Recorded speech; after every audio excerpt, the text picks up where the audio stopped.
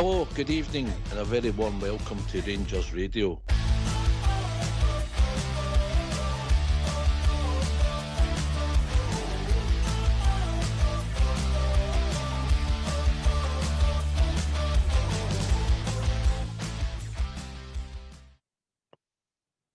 Hello, good evening and welcome to Rangers Radio. Join myself, Fox, here on the show this evening. It's the old and the young of Rangers Radio. Robert and the Crown Prince, the Bridgeman. How are we doing, boys? Evening, Ox. Evening, Bridge. Pleasure to be on with the two of yourselves. Oh, it's a big good evening to yourself, Foxtel, and you, Robert. And once again, pleasure's all mine, believe you. And the Techie boys in the background. Can I just say to all the Rangers fans listening in all over the world, good evening. Welcome to Rangers Radio. That's fine. I've got a bit of trivia for you, mate. Me? Or Yes. Robert? Go on then. Oh, you. Robert can pipe in if he wants to help. Yeah? Go on. Who found David Livingston? Who found them? Mhm. Stanley. Well done. The mate. one One that out of cut. The one that cut. Wait a Poach's minute, head. wait a minute. Sorry. Wait a minute. What port was the battle in the Falklands? Stanley. Well done. Mate. And who was Ollie's partner? Stanley. Thank you, mate. Thank you. 3 out of 3, Bridge. I'll leave it at that, yeah?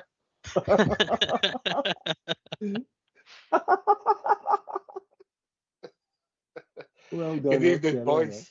Private joke. He's going to kill me. I'm just waiting for the I message. know, I could feel it. You can't help that. He'll not be able to write it.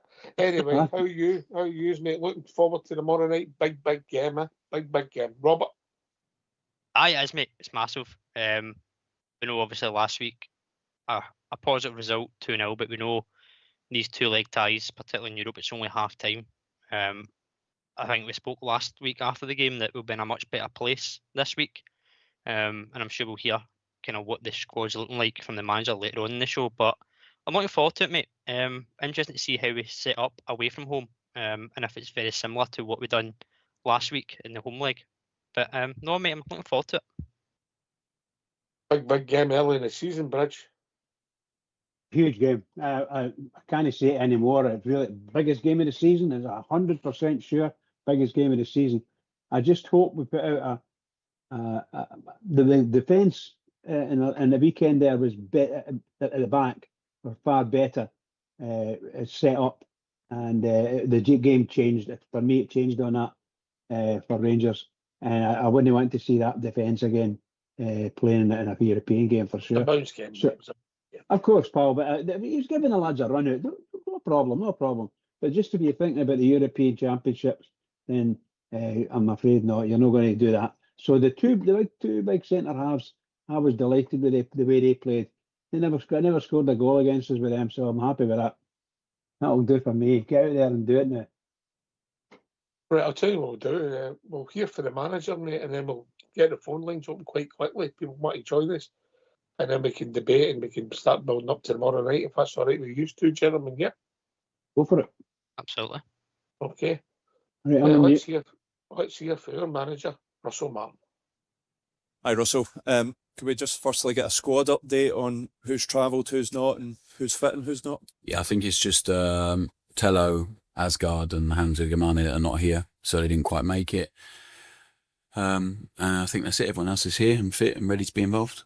You said last week that Cyril Dessers wasn't quite fit to start a game. Has that situation changed? Well, he started the game on Saturday and got a valuable 45 minutes in him. We took him off as a precaution just to make sure with Hamza's injury as well that we had plenty of options available. So, no, he's ready. You're in a fantastic position with a 2-goal lead, but just how big a job have you got to finish the job tomorrow? Yeah, for me, it's the same situation we found ourselves in before the first game. It's a tough game against a good opponent. That we have to be really ready for. And I think we'll be better than we were last week. We have to be. And it's down to these guys when they step out over the white line to make sure we stick to the work and the detail and really believe in what we're doing. It's pretty hot here in Athens. I'm sure it will be come kick-off time tomorrow. How does that play into your planning and your thinking? Well, I think we had an extremely hot week in St George's where the guys had to work really, really hard and cover a lot of distance. So I think that will help prepare us, but it's the same for both teams. We have to manage the game in the best way possible. That's in our way for us. And I think the players are ready for that. Does the 2-goal lead change at all how you approach it? You would always look to go out and win the game, but is there any sense of protecting what you've got as well? I think at this football club, you have to try and win every single game. I think that has to be the mentality of our team. I don't believe in going into something trying to avoid something. We try and work towards something rather than work away from it. So we'll work hard to try and win the game, and we have to be very, very good, very, very good to do that. So I'm looking forward to it. What does this tie mean for your own personal development, your own personal progress as a coach, or being at this level? What did you take yourself from last week at Ibrox? I think once the game starts, I think it's the same as any other game. So the atmosphere was incredible. We have a chance to give the travelling fans, and they will travel in their numbers everywhere for this football club. We have a chance to give them a night to remember and have a night to remember ourselves. But outside of that, it's I think once the game starts, it doesn't feel any different. You're trying to work out what the problems might be, what the opposition are doing, what their mentality is, what their approach is, and trying to find solutions quickly for the players. So I loved the other night, and I hope we can have another really positive night tomorrow. Just in terms of the squad, we're obviously still looking to add to it, still looking to move some players on. Mikey Moore from Spurs, is anything you can say on that one? I think I've said to you all the way along that as soon as it's done, you'll be the first guys to know. There's lots of players we like, lots that we're linked to. He's a really good player, and if at any point he becomes a Rangers player, we will let you know. Is that forward area, having done some work in other areas of the pitch, is that forward area now the priority for you, if you like? I think we still have a few areas we need to strengthen and put a bit more depth in, for sure. I think some areas are more obvious than others, but I think we're still looking to add to the squad. I keep saying that we will add to the squad, but they have to be the right ones and definitely in the right areas. So we'll wait and see on that one. With regards to Thello, Russell, is he going to be fit for Saturday, or is that going to come too soon for him as well? Yeah, I think we're hoping so. Listen, we've been hopeful about this game, but he hasn't quite made it, and not through a lack of effort or anything else. We have a great medical team, and Tello really trusts the work he's doing, but we just have to wait and see with him. So we wanted him fit. He wanted to be fit. He's not quite made it. And like I said to you, it's so early on in the season to risk him this early on and risk losing him for more games would be crazy. So we'll make sure he's right. Panathinaikos manager earlier on, Russell, was complimenting Ibrox in the atmosphere last week. He's hoping to replicate something similar tomorrow night. There's over 40,000 Panathinaikos fans going to be here. Do you think the fact that the players are so used to playing at Ibrox that the big crowds shouldn't intimidate them as much? I hope so. We have a lot of international players. I think we have to manage the game and take the crowd out of it as much as we possibly can by doing it in our way and trying to dominate in as many aspects as we can. So I think I'm looking forward to the atmosphere. It'll be a really good experience for the guys, but we have a lot of guys that have played in big games, big occasions, and for this football club. And I think I'm really confident the guys can handle that. Russell, you'd imagine Panathinaikos are going to have to come out hard and attack from an early stage. What sort of possibilities do you think that's going to open up for you on the counter attack? But I think they did that at home as well. So they didn't come to Ibrox trying to defend and get us on the counter attack. They stuck to their game plan with the games that we watched previously. They weren't defensive in their mentality or approach or tactically at all. So we have to bring our own game plan and try and instill that as much as we possibly can. The opportunities need to be ones that we create. I don't expect to be given any opportunities, and I don't expect us to give them any. So both teams are going to have to work hard to try and create that, however that looks. Maybe it's on a regain, maybe a counter-attack, maybe set piece. Maybe it's by being patient and waiting with the ball. So we'll just have to wait and see. But the guys are, I think, really ready. We took so much learning from last Tuesday night, and I think we have to make sure we take that into tomorrow.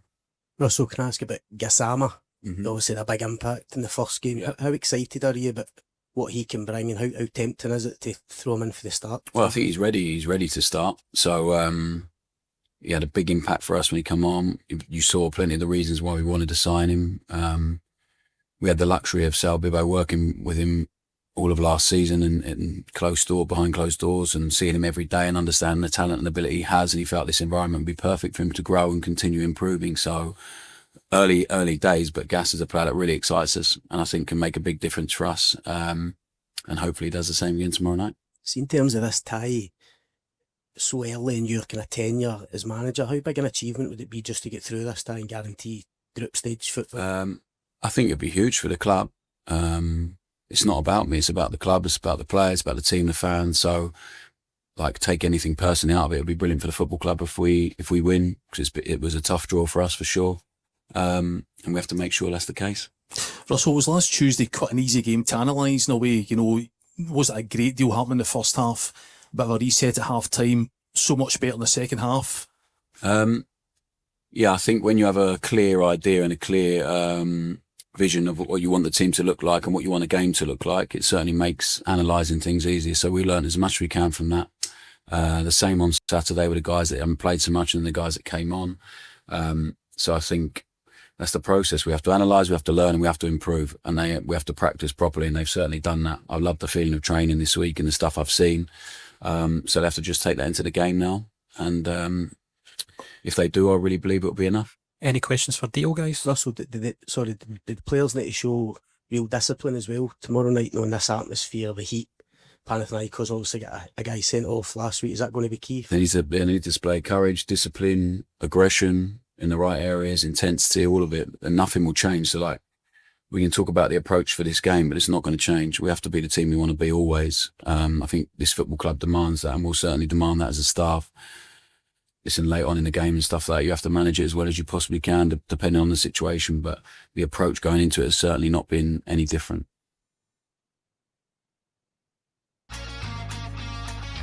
Why don't you give us a call on 0141 356 1972. It's your show, it's your platform. Let's hear from you.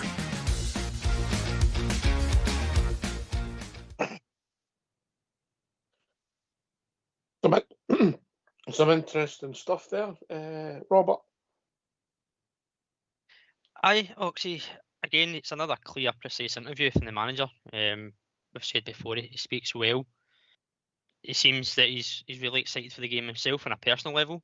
The squad have shown in training that they're hungry to go and play as well. And it sounds like he's got a few kind of selection dilemmas ahead of him. Obviously, he's mentioned about Dessers and Gassama, if they're fit to start and if they're ready to start. Two key positions in the squad. Obviously, you've got Danilo there, who's been on form in pre-season, got a goal at the weekend as well. So he's got a few selections problems ahead of tomorrow night, but that's good to have, especially this early on in the season. But no, mate, he speaks well. And ultimately, what he said is right. As long as they can carry over from what they've done in training over that white line tomorrow night and go and get the job done, that's the main thing. Aye, talk's cheap, Bridgeman, but it's all about the results. But he conducts himself well in the press conferences. Maybe Tuesday, if you have such a thing. And he gave us information that obviously two players haven't travelled. Well, that'll not be a secret because they'll know have come after playing Bridge. Yeah, I think that I'm a wee bit impressed with him. I never expected him to come across as well as he has. So good luck to him in that sense. I think he's done quite well. Obviously, he's not going to tell us too much. He's just going to give us a round figure of who's not there, you know, and everybody else is available. So we just need to wait and see who the team is. And I think he's quite confident. He sounds quite confident about tomorrow night. I would just urge a bit of caution there to him. Don't be too keen to get out there and do this. Pick the right team. And in my opinion, pick the right team. Pick a really strong defence because that's our weakest area, or has been. Let's go out there and win the ball and do the business. And that brings in the midfield with a bit of confidence and the rest of the team with a bit of confidence. And you need the goalkeeper on a night like this. And he did well for his first leg. So let's hope he does the same this time. Aye, well, clean sheet we're through. As simple as that, Robert, yeah. But obviously there's a couple of players, a creative player and a guy, an up top player, missing for the squad.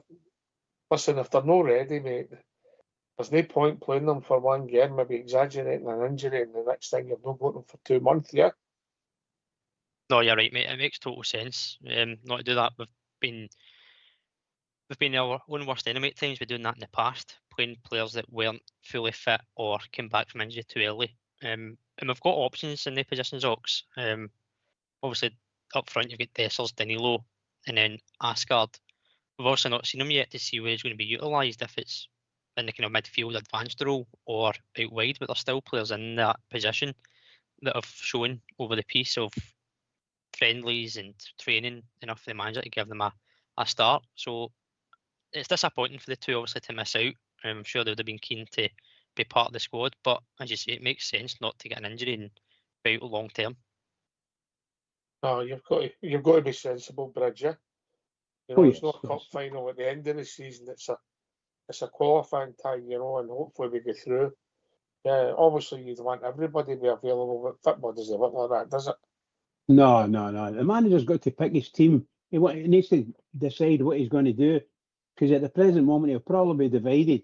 If we attack, when play the way we did in the second half there at Ibrox and get up there and get a goal, or do we just say let's have it and see if we can defend from the midfield back, get good possession of the ball and hold the ball, because that's one of the problems we had in the first half last week. We couldn't hold the ball and we were under pressure. So we could do something like that. But he's got to sit down and make these decisions himself. I wish him luck on it, because it's very tough. Very tough. We're desperate. Rangers are desperate. We're desperate to get through this tie, and let's see where luck takes us. And that's we need it. We really need it. If we don't get it, I think there'll be a lot of fans upset. Going across there with a 2-0 lead, and we lose. Nobody happy at all. Aye, listen, we couldn't keep the ball last week because we passed it poor, similar to the first half of the weekend. They're different personnel, I know. But the game's done. We're sitting 2-0 up, Robert. We're strong favourites, yeah. It doesn't matter. You've still got to do the basics right. We've got to defend right. And if you get an opportunity, you've got to put it in the back of the net and take the pressure off you. So I think we'll score.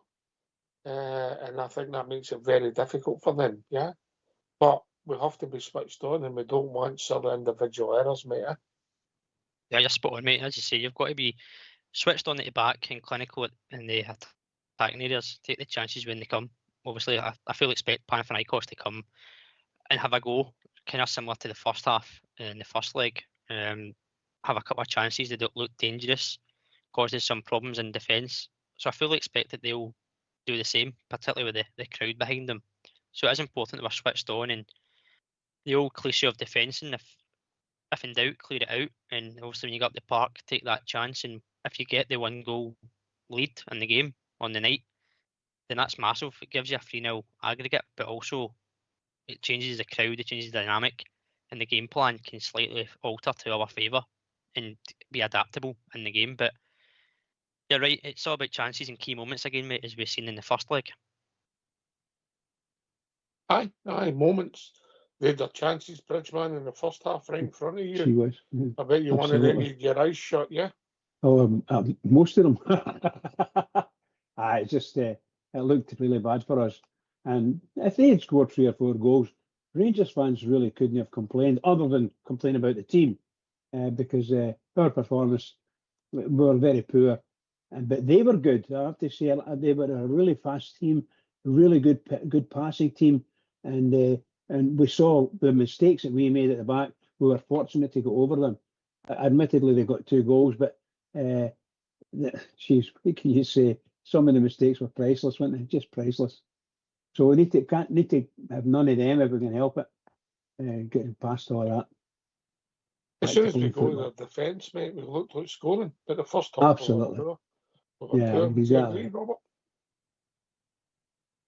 I do, mate. I do. The reason I think it developed the way it was last week was, for me, the passing wasn't with purpose. But then, as you said, when we got into that kind of final third, we did look like we were going to take chances. So, moments, as we keep saying, mate. And we've got Danilo, who I think will start again tomorrow night. I think he'll lead the line, who has been on some bit of form pre-season. As I said earlier in the show, got a goal at the weekend. So, he's got a bit of belief and confidence in this kind of recent run of games he's had, and hopefully that can continue. It was a nice finish at the weekend, eh? It was. Not the easiest finish, to be honest with you. I think it's came at him at some pace and faintest touch, and that's all it takes, Ox. Sometimes it's just a faintest touch. You know, yourself being a I clinical wouldn't goal have scorer. done that. I wouldn't have done that. I'd have tested it down and backheeled it in personally. What a shocker. I knew it was coming. I knew it was coming. I just thought he was showing off doing that. I would have just done the simple stuff. Chested it down. Yeah, and then backheeled it. No. Love it. It was a nice finish. But listen, we don't want to dissect the game at the weekend. Wasn't it great? But a lot of people talking about Lyle Cameron, Bridgman. Yeah, especially young Robert. But that's another story. Carry on. I think Lyle Cameron is going to be fine for us. I don't expect he's going to be a big star this season, but I think he's going to be with us for a couple of seasons. And the more he's with us, the longer he goes, the more games he gets, he'll come on to it because he's a wee engine, isn't he? He just goes all the time, you know. I think he's smashing. I think the other young lad there, what's the boy's name again? We got where was it? Aberdeen. For Aberdeen or Motherwell or something like that. Anyway, I can't. What's his name? What's his name again? Barron. Guy Barron. For God's sake, what's the matter with me? Anyway, I think him. He's very, very busy, but maybe too busy. Maybe just get the ball, look around you, find out where you are, and do it. Just as something that you would do, Oxford. You know, get your. You know, who am I? I'm just here. There's a man 10 yards away. Give him the ball, and that's what I think he should be doing. Calming it down a wee bit because he has got another one with a good engine in him, but gets himself caught out so many times. A lot of the times he got the ball and he never held it at all, and before he knew it, every time he touched the ball, he lost it. Basically, He was the great young corner. But listen, we know that he gives you everything he's got. He's a different type of player for Lyle Cameron. But listen, people were talking that the two of them were maybe being talked about for different reasons at the weekend, Robert. But Lyle Cameron plays with the heat up, seems to want to go forward, make things happen. Best of luck to him. I don't know if he'll become a regular, but you never know, mate. No, you never know. And again, he's a boy that is coming into the squad this summer. Obviously signed a pre-contract, so we knew he was coming in. It just looks like he's keen and hungry to go and get game time. Whether that, as you say, will be regular or sporadic from the bench, he'll be a better player for it. And certainly the weekend, and I know it's a friendly and different personnel in the first half, but I noticed a difference in midfield Ox when he came on. He had that drive, enthusiasm to get forward. And although he's quite a kind of smaller built player in the middle of the park, he certainly showed a bit of strength. I think it was actually the lead up to one of the goals. He showed a bit of strength to hold off the player and get the pass away. So I'm interested to see how he develops and how he gets on, and it is about that game time. But you're right in terms of him and Connor Barron. It's two different kind of players. For me, Connor Barron, you know what you're going to get. You'll get the work rate, the effort. But I think he's a better player when he's got better players around him, if that makes sense, Ox. He looked a lot more composed second half against Middlesbrough at the weekend when the kind of the first team players, so we say, came on, and he looked a bit more comfortable before obviously getting off. So I think there's development still in Connor Barron as well, and we've got two young boys that are Scottish as well coming through and hopefully kick on and make successful at Rangers and get themselves some trophies as well as a club. Aye, listen, we can't write anybody off or get carried away too much in a pre-season friendly. You know, better players than Connor Barron have had a nightmare in pre-season. You know, so we'll take it as it comes, and hopefully he gets his form as the season progresses. And obviously, Lyle Cameron, we wish him all the best. You know, so look, it's going to be interesting what the team's going to be tomorrow night. I think Suter will come back in, Bridge. You think so? I think he will. I think he'll be playing against Big Boy Tijara. I hope I pronounced that right. And I think Fernandez will be the cover, mate, which gives you some decent cover there. Yeah, what did you make Well, of it? you're putting the three centre halves on. That's basically what you're saying there. Oh, no, the two. I think Fernandez will be on the bench, mate. All right, okay. I just wanted to ask you. You've been that position being your favourite. What did you think of parting ways with Robin Proper? Aye, cool. I'm happy with that. Aye. I thought I wanted him. I thought he'd be really good because it looks as if he's a very experienced captain of a really good team, and had been a very successful captain in that team. But when he came to Rangers, it was a different ballgame completely. I mean, entirely different to end he's ever seen, and you could see that on the park. I think it was maybe about a handful of games throughout the time he was here that he was able to get the game and play the ball in his own pace, and he looked a better player then. But the speed of the game in Scotland, if you don't grab it, then it gets to run away for you dead easy, cause you a lot of problems. I just think it's a good fit. Move on. We took somebody in. I don't think it worked for both parties. And time to move on. Wish him the best. And we've got him off the wage bill. Obviously, there's some kind of agreement. He's entitled to that. He's got a contract, so we've hopefully saved a few quid in wages, got some money in. A win-win, and it could have been a bigger one, but it's a win-win, Robert, and you move on, yeah? Yeah, you're right, mate. He said it himself, obviously, when he posted his farewell message, that he knew he had to leave. And I think you're right in what you say. It worked well for both parties. As Bridges said, there was a handful of games where he looked apart. Other times he came under a lot of scrutiny, and you will in that position, obviously being the last line of defence before your goalkeeper. So he's not the first defender to get some stick, but he wore the jersey, so obviously wish him well going forward, but unfortunately just didn't work out the way it was meant to be for him, but wish him well. Aye, and obviously there's a lot of speculation about an half centre-half, but we'll leave that because nothing's been concluded at the moment. So I think we'll go with Dejara, am I pronouncing that right? And a suit of the morning night. That'll be the centre-halves. What are you thinking, Robert? Yep, I'm the same as you, mate. Suter and I'll say Giga, if that's how you pronounce it. I don't know. Giga?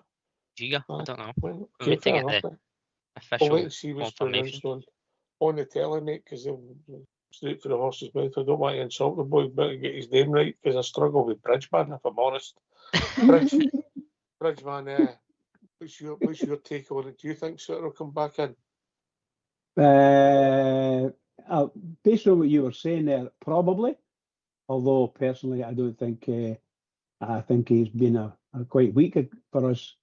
It looked good when we were attacking because the pressure was off.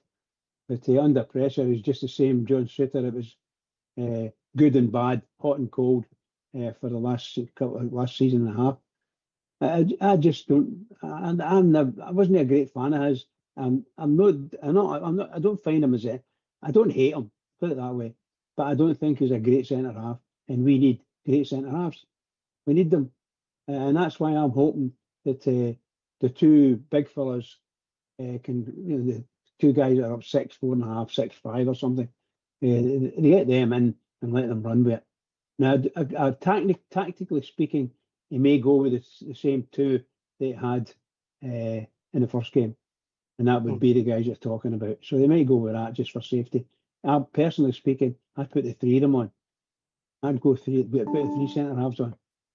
All right. I'll cut across you. We've been joined by one of the Rangers Radio call-in legends. Evening, Bob, yeah. Good evening, Ox. How you doing?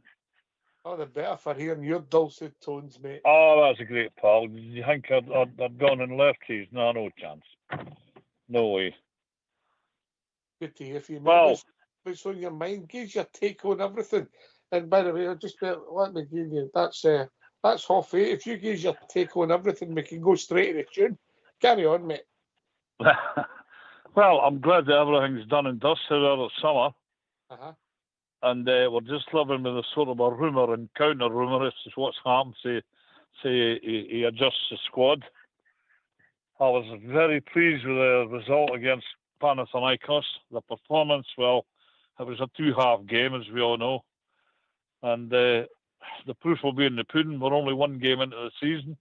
We're into a bigger game tomorrow night. We'll see how we get on. And then we'll take it from there. But I think we'll do a lot better domestically this year. We're going to have to. It couldn't be any worse than it was last year. Mm-hmm. So that's about that. Just that we know everything that's happened, and we're glad that everything's sort of getting fitted into place and getting organised. And some of the players that are talking about going out the door, well, let's be honest, they just weren't good enough. And that'll be seen to you as well. So I'm hoping that, quarter of the way into the season, we're in a good position in the league, leading the league, I hope. But, I've got a better outlook on it than what I had last year. So that's about my take on it, pal. You all know the rest. You've all experienced it like me. Aye, good, mate. And what's your first impressions on the new manager, mate?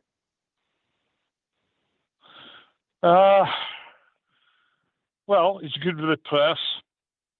He can talk a good game. Again, the proof will be in the pudding, Hawks, guys. We'll have to see. I mean, every manager stands with results, and we'll have to see what kind of results he can produce with the team. Obviously, he's still got people to come in yet. You're hearing every day, and you're seeing on this YouTube about Rangers might not do. As I said, rumour and counter-rumour, you don't know. We'll see what happens. I quite fancy this guy for this go-ahead Eagles. I've never seen him play, but apparently he's quite a player. Now we got him, and the laddie who was it? Luton Town, the midfield player. He's not had a chance yet. We've not seen him. No, he's injured. He's But got as far as the manager goes, as I say, the proof will be in the pudding. We'll see with the results. He's got a really big year in front of him tomorrow night. And I'm optimistic. I think the Gers can do it. They were a good side, but they weren't a great side. Neither are we, but neither were they. So I think we can. They're on to me. They were on to me about, that team could have scored 3 or 4, but Rangers could have scored 3 or 4 and all. And just the way the game goes. So we'll see how we get on tomorrow night. Don't lose a quick goal, for God's sake. But the manager will reserve the judgment till we see the results. Aye, fair enough, Bob. Robert? Aye, evening, Bob. Dear. Good to hear from you, pal. Evening, Robert. Nice to hear from you, pal. I echo what you say, Bob. Dear. Obviously, over the summer, with the whole process of waiting for the takeover and the manager announcement, it took time. But what I've been impressed with, Bob, Dear, is the speed of what's happened since that's all been concluded. The transfers coming in, and obviously we're starting to hear murmurs and rumours of players leaving, and obviously we'll wait for all official confirmations. But I'm enjoying the kind of the speed we're going about our business, Bob G. We've got targets in mind. We've went and got them. We've brought them into the squad, and the only one we've yet to obviously see is Tello Asgard, who is coming back from an injury, which is unfortunate. But you know yourself, with pre-season only one injury on the table, that's not bad for us. So I'm excited to see how he comes in. So you're right, big game tomorrow night. Looking forward to it myself, and the same as yourself, I'm optimistic and hopeful we'll go and get a result. But it's obviously springboards to the next game, which is the league opener at the weekend, but one game at a time. Aye. Bridgeman, in you come, mate. I'm a wee bit the same. I'm a wee bit the same as it Bob Jer says. You know, the first game against them, we spoke about it, and we did the same against Middlesbrough. A game of two halves once again. First half not so good for us. Second half excellent for us compared to the first half. And we could have won that. We could have won that game against Middlesbrough. We had a bit more luck than that. But I'm impressed with the manager, the way he's handling it, the press. I think that's really good. We don't know anything, do we? We really don't know. He's got a couple of players that are injured, and he's possibly going to get a couple of players in before too long. But do we need them? Probably. You need as many good players on the park as possible. But I think the biggest question we've got is, are we going to get a lot of the people that are there and don't want to be there, or we don't want them there, get them out the door, save up, get clear up some wages, and let's get something done. That's what I would like to see. The manager, tomorrow night is going to be a huge, huge night for the manager and the team, of course. But the manager primarily, because that's what we're really talking about. I really need to see him turn himself around. What he doesn't want to do is do what he did and get himself booked or anything like that, or sharply spoken to by any referees, because in the European games, they're liable to be sent off straight away. I can't believe that you're having a go at anybody for moaning at a referee. No. All I'm saying is, he needs to hold on. I'm always moaning at the referee, always. And I'm moaning about him continuously. But the manager's got to watch what he's doing, that's all I'm saying. His first game with one of our Scottish referees, it looked like a first game anyway. And then James Cribbins is sent to the stand. Well, what can you say to that, you know? He had a point, didn't he? Absolutely. I mean, we all saw it. We all saw it. They're another one where they just won't give the result. You know, the decision to Rangers, they just won't do it. For some reason, in Scotland, they just won't do it. And who was the referee? You and me. Exactly. Cheating beaten. Wow. Absolutely disgraceful stuff, you know. It was that bad, it was nearly comical, Robert. Come on. And sending the manager off for that. Would you know who should get sent off? Oh, I got it. Keep away from the referees talk subject when he's about, Robert, you know. Yeah, please. Oh, I know. Please. New season, same old bridge. Can't help it. Yes. Well, Bob, various players have left the club, various players in the process of leaving the club. I think the majority of them is ones that we would be happy to move on for, yeah. And then we don't know how good these players are going to be seen them week in, week out, yeah. I'm looking forward to see the boy Asgard, but obviously he's not there yet. He's not fit. Well, these people that are walking out the door, Sequentes, etc. I don't need to name all the names, you know them. I'm a wee bit sorry about McCausland that he didn't make it, the boy. Well, he might. I mean, it's a years-long loan he's gone out on. And but the majority of them, nah. It's time for, you know, I don't want to use a term like clear the boards, but I suppose that's the way you got to look at it and give this new squad a chance. Yeah. Again, it's at the start of the season. We've kicked 90 minutes in earnest. We're going on to another 90 minutes in earnest tomorrow night, and results will produce. We'll see what the results produce, I should say. And I think that's the only way we can look at it at the moment. Yeah, good point, Bob. See me, you're not speaking, mate. Can you put your phone on mute? Because I imagine you're out and we're catching all the... I'll tell you what I'm doing, pal. I'm doing the water with the dog, and I'm going up to the house right now. And it's lovely to talk to you again. We've got a full season in front of us, and I want to wish us all the best for the season. And I'll be back on it for the weekends. All right. Well done, Bob Jeff. Well done. Brilliant. I'm with you, by the way.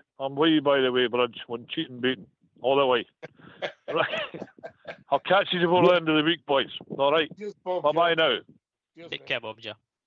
Get me a bad name, that Bob Jeff, didn't he? No, mate, no. You're dead couldn't get any worse. Oh dear. I still can't get over you having a go at anybody for boring at referees. Oh dear.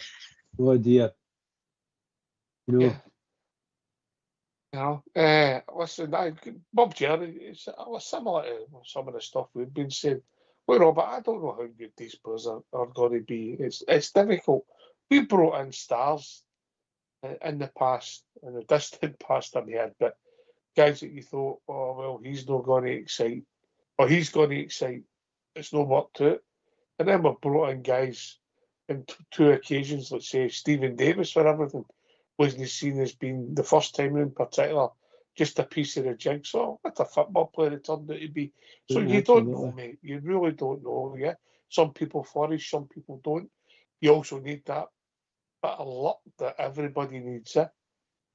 Oh, you're right, mate. You're right. And you look at the transfers over the years, and as you say, you've brought in some big names, experienced players there, and they've come up the road or come over to Scotland, came to our league, and they've struggled. And then you've got other players who have come in as an unknown, so to speak, like Iggyman. I know he's not the finished article, but he came in, nobody had heard much about him, and then when he came in after getting his fitness up, he started scoring goals, became a fun, exciting player to watch, and there's speculation about his future in terms of a big value figure as well. So it just goes to show you, mate, you don't need to have the glitz and glamour career to come and do it. The pressure of a club does become too much for some, and that's what we'll see over the course of the distance of the season. of what players stand up in big pressure moments and deliver, and what ones don't cut it out. But from what I've seen so far, Ox, I'm excited about where we're going and how we're kind of building this squad. There is a lot of players still there to kind of get out the door and free up that wage bill, as Bridge said, but time will tell. The transfer window's still a long way to go before shutting, and I think the squad will look a lot different every show that we have here. So you could sit and discuss players in and out all night and over the weeks, but we'll see where we are in stages. I always break it down to between now and January, and then January to the end of the season. It's 2 parts, and you always assess in January where we are and what we need to improve on. But we'll know where we are over the coming weeks and how good these players are when they come into these big games starting tomorrow night. Yeah. Bridgeman? Oh, what can you say? Please start tomorrow night, guys. Everybody start and we'll be all right. But yeah, look, this is going to roll. It's going to roll. We're going to have to make sure all of our players have got the mentality to be able to play in our team. And the manager's got a hell of a job in his hands. I wish him all the best, and the training staff and all the rest of them that's in there, the management team, because they're going to need it. Look, it's a huge game, and I'm convincing myself now that we're going to win. But we know what it is. You're away from home, and it's in Europe, and they're going to come at you 100 mile an hour. No matter what, they're going to come at you 100 mile an hour, because believe me, they can run at 100 mile an hour, and we can't. So we've got to get ourselves together and get a plan how we're going to handle it. And we're looking for all the wee midfielders that can run, got a wee bit of pace, get out there and get your body in there and get the ball and do the business with it. That's what I'm looking for. I'm looking for everybody to do it. I need it. We need it badly. And the manager, wow, keep me heat. Keep me heat. That's all I can say with that. Always thought that running was overrated, Bridgeman. I know. I know. Oxford, I've got a question for yourself, if you don't mind, pal. All right, Don't make it too difficult. If we get a result tomorrow night and we progress into the next round, do you think the result and over the 2 legs will start to maybe change some minds of the support that's still got a bit of doubt about Russell Martin? Or do you think it's still far too early? I think it'll change some people's result. If we get to Sunday night, mate, and we're sitting and we're progressed in Europe, we've won the first league game of the season, there'll be a more positive place. But within a couple of days, we're going to have another difficult tie wedged in between the league games, so it's not going to stop. So really, the next few weeks are massive, because we're in the driving seat this now. We're expected to win our first league games. We've got a qualifier against a team. If it's Servette, they go through. I think we'd be favourites, and most people would expect us to go through. But it won't be easy, but I think we'd be favourites. Maybe 65-35, Robert, yeah? Yep, I agree with that. Right. So we'll be favourite. If we get through that and we're sitting and we won our first couple of league games, I think but some people will never change their mind, yeah?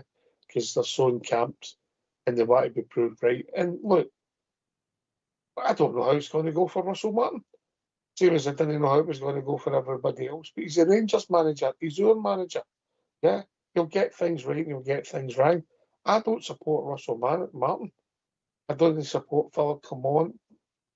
I was going to say Ian Beale there. Michael Beale or Giovanni. Ian Beale, even Beale. I was going to say Ian Beale. Right? I'm a Rangers supporter. And it's how Rangers do. I want us to win matches. I don't want to be proved right or wrong about managers. I want Rangers to win football matches, first and foremost. And if we get through tomorrow night and win at Motherwell away in Motherwell, things hopefully will start turning around for some of the guys who've got a doubt. But they might be proved right. Yeah, I hope they're wrong. I hope they're wrong, because that means the team will be successful, mate.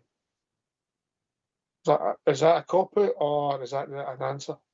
No, that's a perfect answer, mate. I'm spot on, to be honest with you. Don't tell him that, Robert. Don't tell him that. I kind of like the man. I kind of like.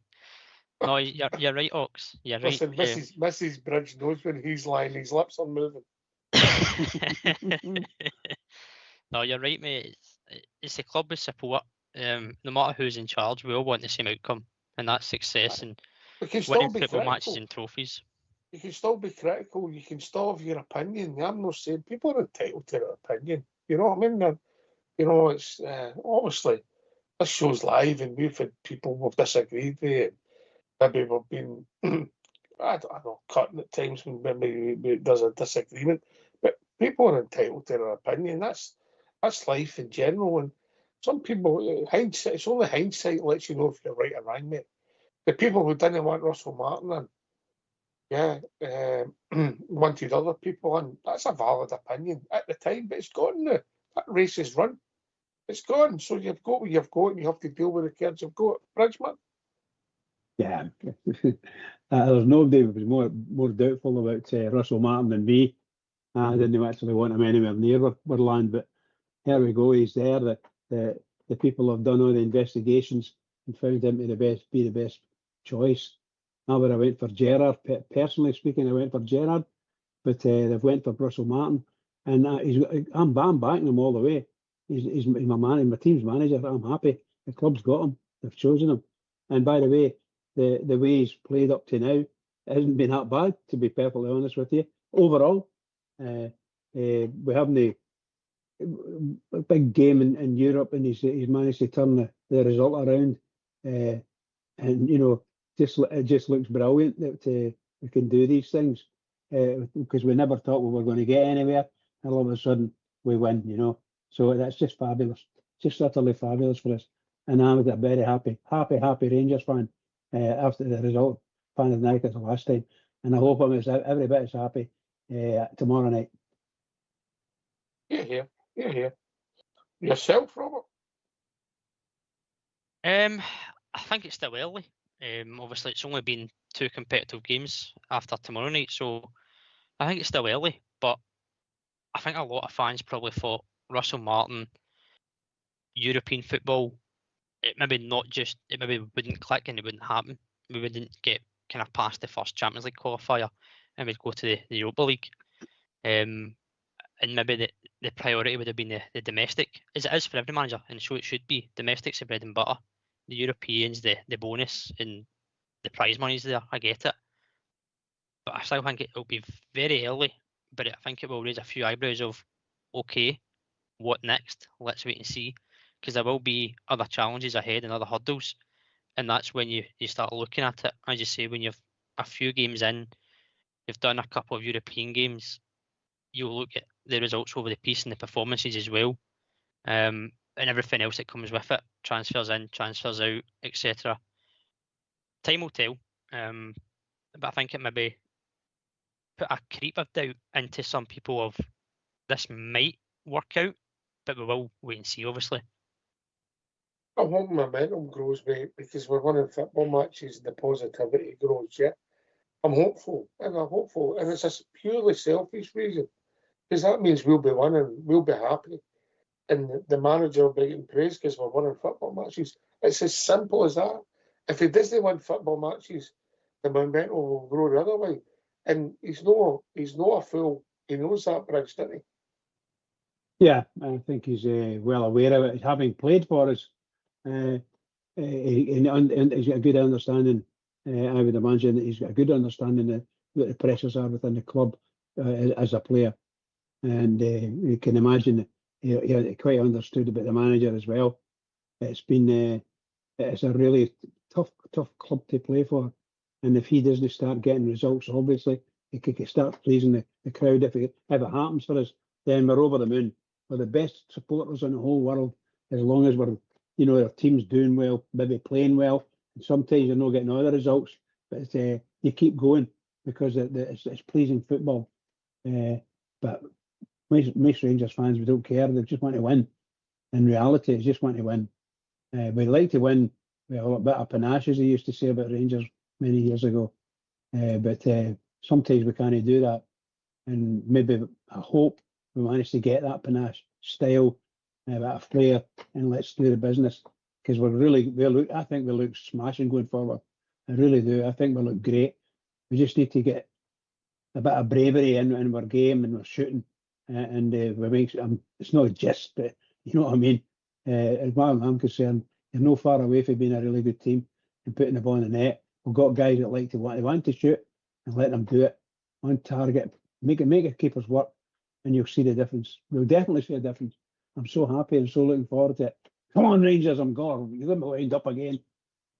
One thing that has pleased me, and I have mentioned that a few times, Robert, the guys that were trying to get out the door was the guys that collectively were one end.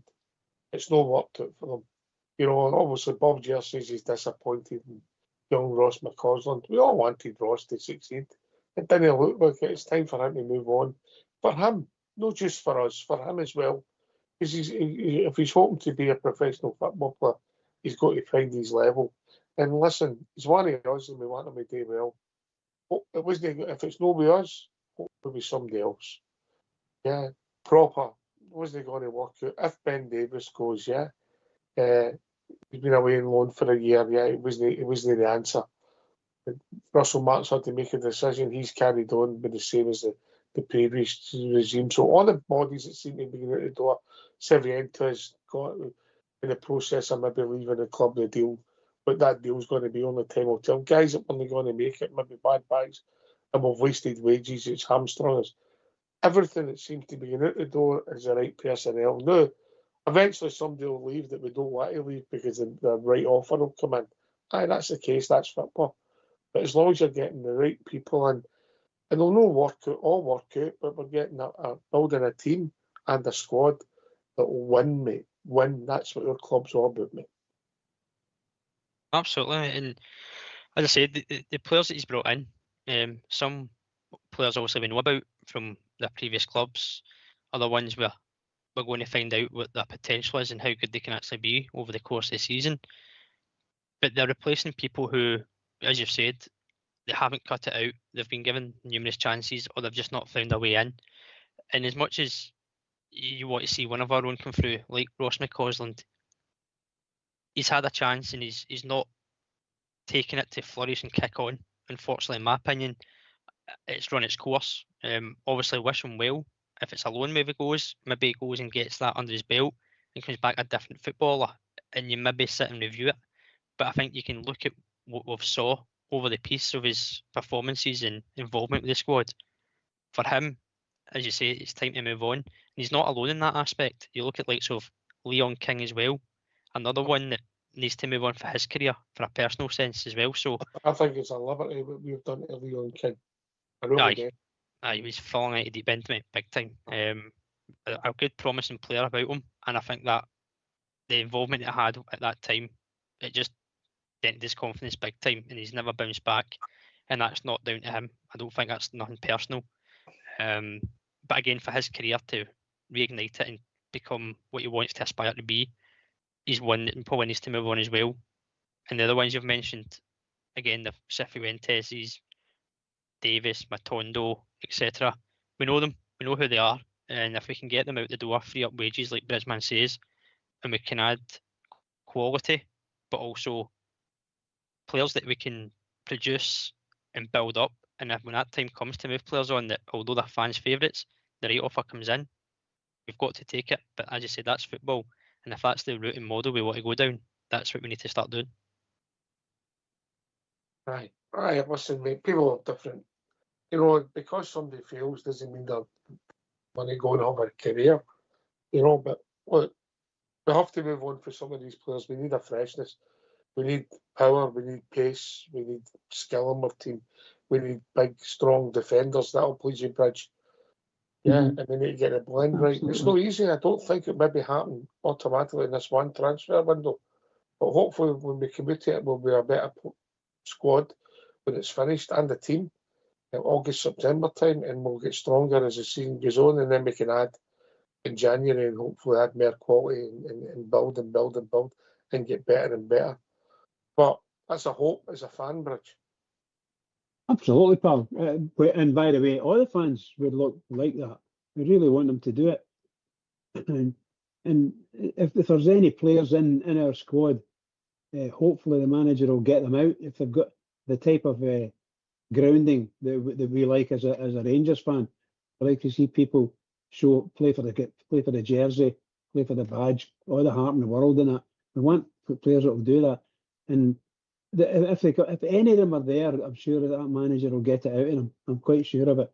I don't think he'll put up with players playing for 6 months and hardly trying, or feigning injury or anything like that. I don't think he'll put up with that. I hope he won't anyway, and we'll see how it goes from there. Obviously, it's one of the first stages of the rebuild, really, and we're starting to see it can be quite tough. No matter who we're playing, they can. A lot of teams can put a really good game up against us, which was happened to us. But we've managed to go over with unbeaten type of thing in that sense, and we've managed to do the business in Europe, and that's a really good thing for us. We need to build on that. We need to make sure the players are confident going into tomorrow night. If they can do that, if the manager can do that, then go for it. Really and truly, just go out and win. Mollocate them 1-0 tomorrow night, and I'll be really happy. Yeah, listen, mate, I would take a bridge man now, and I would take the goal early just to take the pressure off. But I'd take nothing each. It's all about getting through tomorrow night, Robert. Absolutely. You heard Russell Martin in his interview asking if he was going to kind of protect the 2-0 lead or go for it and try and kill the game off. And he didn't kind of give too much away about his tactics, obviously. But it certainly didn't come across that he's going to settle for that 2-0. He knows the threat that Panathinaikos can bring. So, again, interested to see how we set up and how we approach the game. But I like the fact that we're thinking about attacking at the right moments, and I think that's what we've seen from his style of play.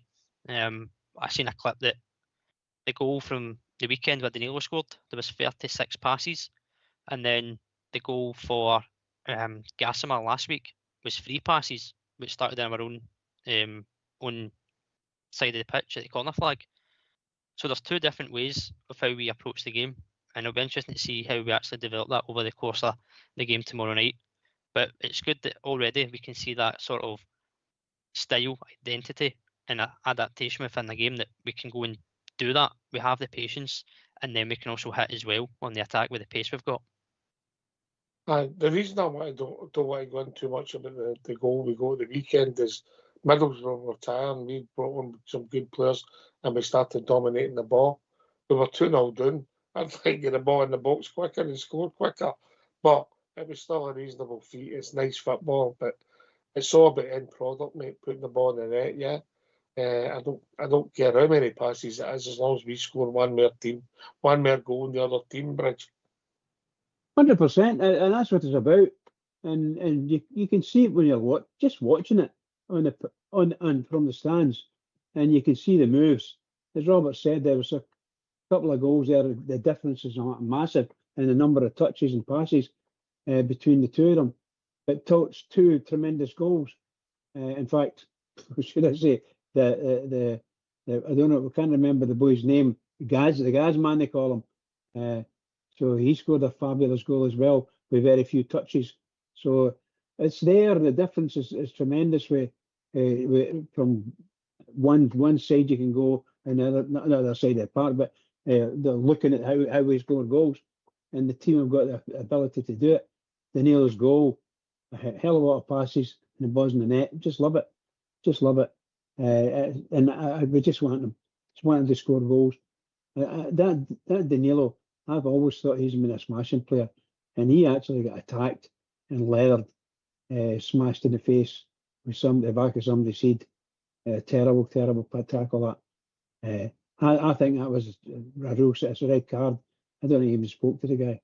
I don't even think he spoke to him. A clash of heads or something.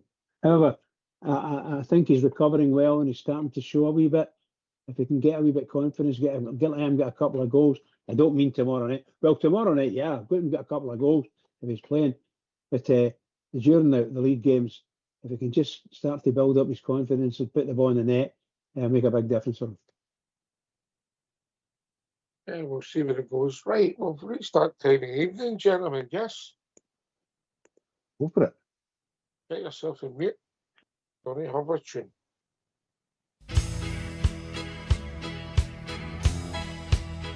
I'd been in exile for some years, and my eyes filled up with tears when the Rangers came to Wolverhampton town.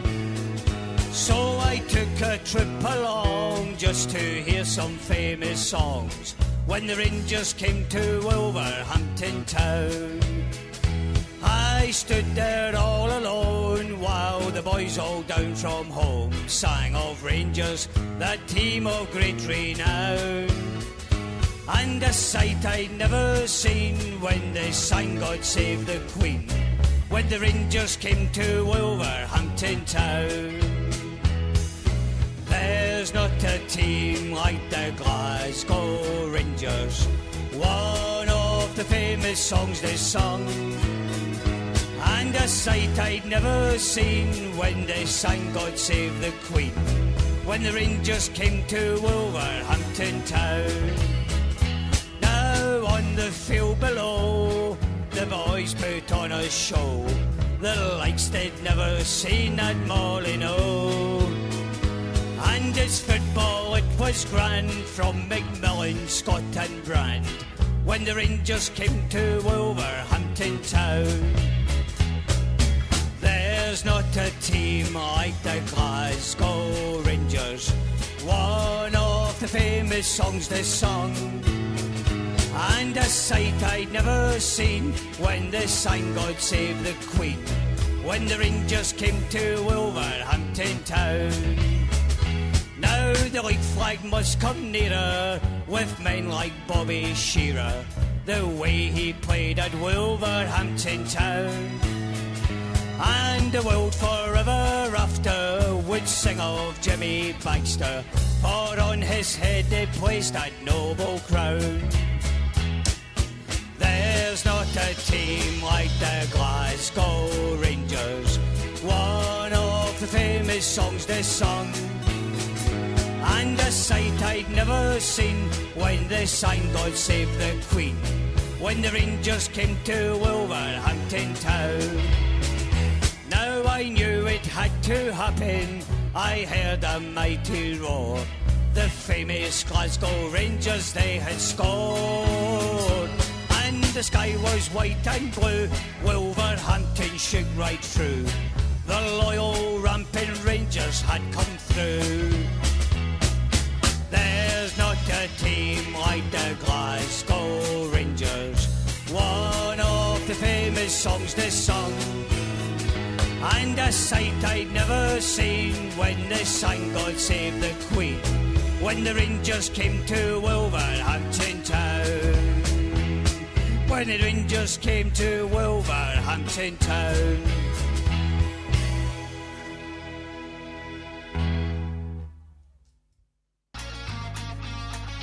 Why don't you give us a call on 0141 356 1972. It's your show, it's your platform. Let's hear from you.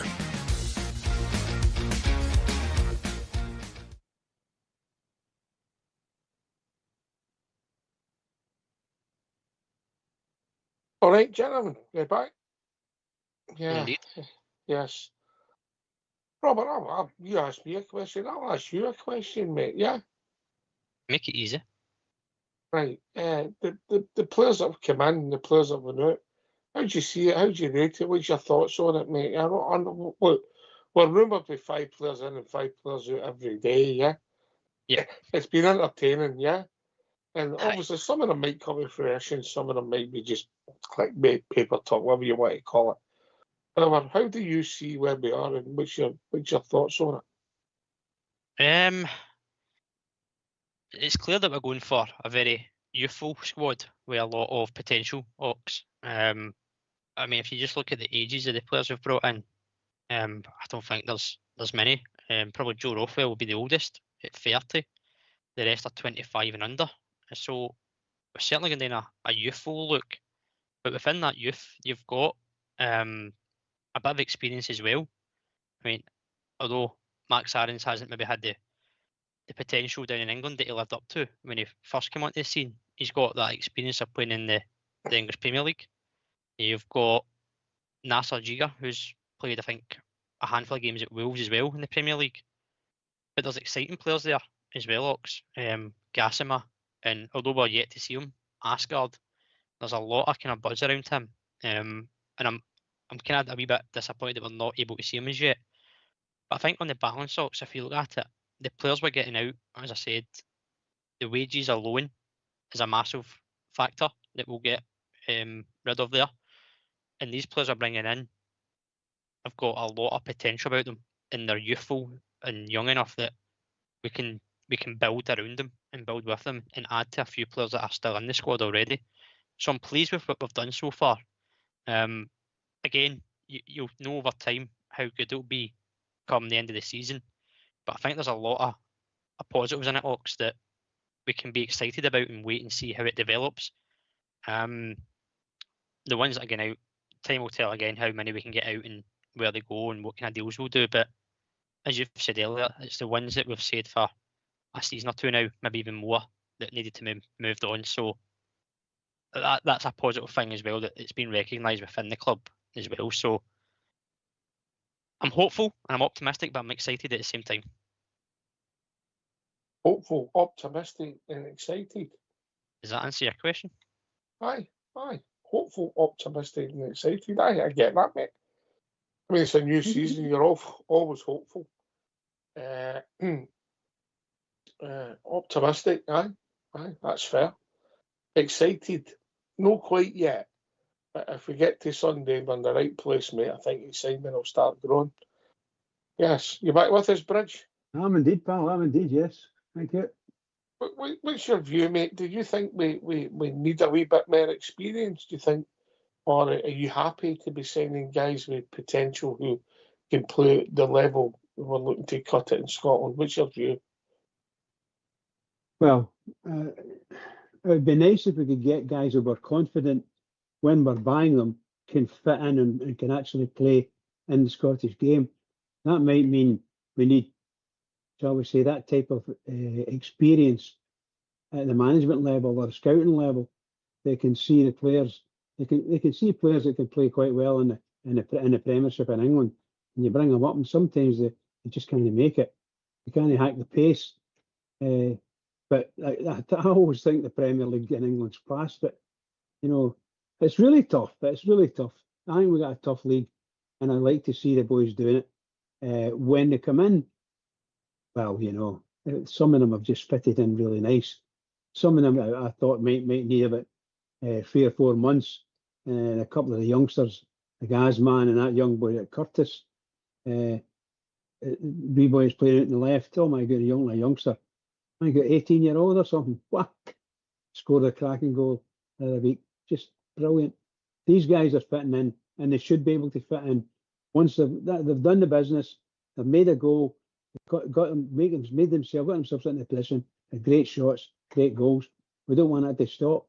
They need to play. They need to play constantly and be confident enough to go out and do this exact same thing again, even with a slight variation. They've got to be able to. We should be able to bank on these guys getting down the wing and getting a good ball across, or indeed having a shot at goal. Hope they do it. I hope they do it. I think when I spoke to people off there, you know, and we all agreed, and some of the stuff that Bridge had been saying, we needed more power in the team, pace, and obviously speed, and obviously in different positions. So when I see Fernandes, and let me just try and make sure I get this big guy's name right, because I think we're going to see a lot of he's on loan. Giga, yeah, I'll go with Giga. Silent D, you agreeing with that? Yeah. I'd go with that. Yeah, okay. When I seen the turn of pace he's had in a couple of games, mate, when we've seen him, I'm thinking, right, okay, if we're pushed up the park, it's going to be exceptional if somebody's going to run away from him. And we've struggled with Proper and Suter at times. Yeah, and even big Leon Balogun, who gave us everything we got, and we all liked him. You know, Big Balogun's fondly remembered, yeah, because he gave us everything he's got, played for his heart. Yeah. And but we'll see where it goes, Robert. That's all we can do, mate. That's all we can do. Time will tell, and as I said, you'll find out what players can step up to the mark and handle the pressure, especially when it doesn't go in our favour, it goes against us.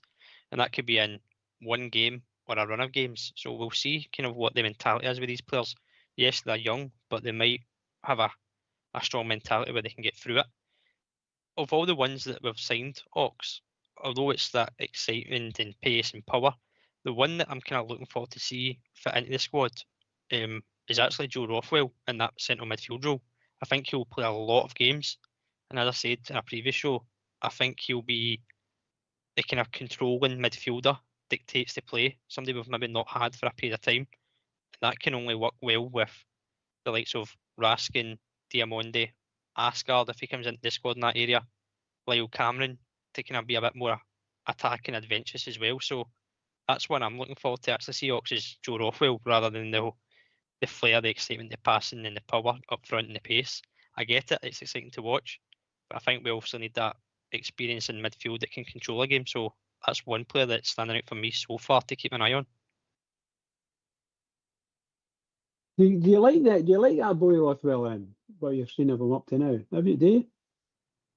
From what I've seen, obviously there's only a handful of games, but I know last season he played a lot of games with Leeds, obviously part of the promotion side.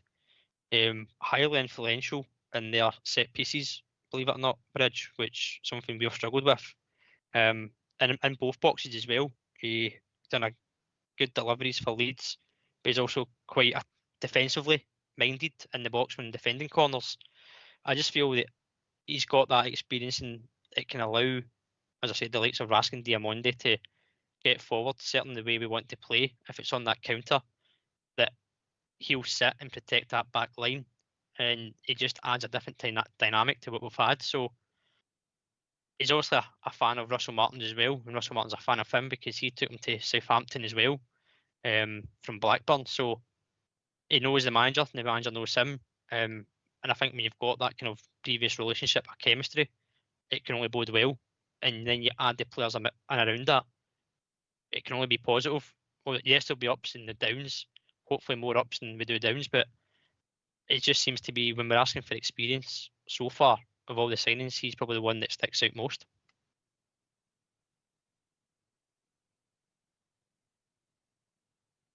I've seen him a couple of times, and he's the type of player you want to be able to run with the ball at his feet. I think he's got it's not his our difficulty. We've got a wee guy Raskin that can run all day and runs from wherever he goes. He can run all the way into the box. He can have a go at goal. And I don't know whether the other fella can do all of that, or have we got too many people that can do that? Are we doubling up? Are we spoiling ourselves with different people able to do the same things in the same position? I don't know. I can't make my mind up. Sometimes Raskin, when he's playing alongside that guy, he's kind of overshadowed. And when the guy drops back, Raskin could get in there. I don't know whether they can duplicate or sort of double up and they do the business themselves. Raskin looks really good when he's going forward, of course. The only thing is if he can just keep the ball. But I like the other guy. I'm just not too sure whether the two people will be playing the same team. For us, like playing for Rangers in the same team. There's just something about it that doesn't quite bang in my head, you know. What do you think, Oxdear?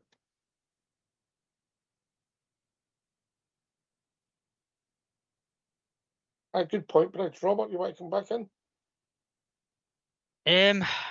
I think they'll play in the same squad, Bridge. I think we've seen at the tail end of last season that Raskin can get forward, can get some goals in his game, and obviously we want to add more to that he can get goals, assists, and be more attacking.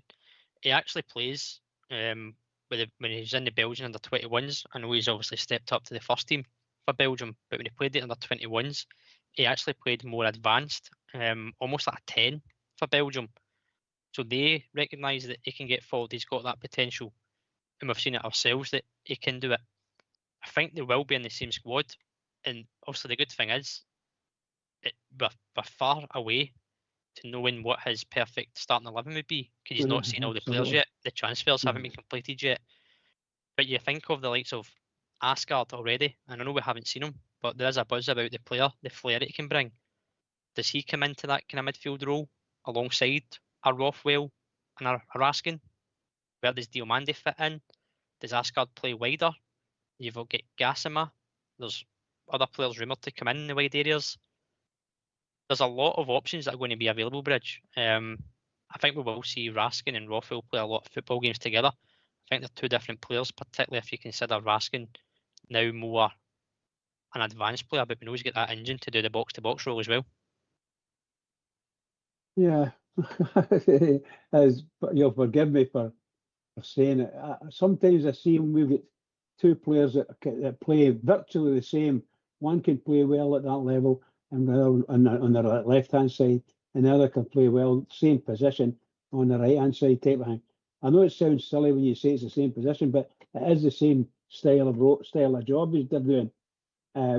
Both inside the old inside left position for me, and the two of them good, but I just find it difficult because the two of them are trying to get the ball and do the same thing, and then when the ball gets released from the defence, or we lose the ball, or somebody boots up the park, and you've not got one midfielder left there, that type of position, because they're way up the park.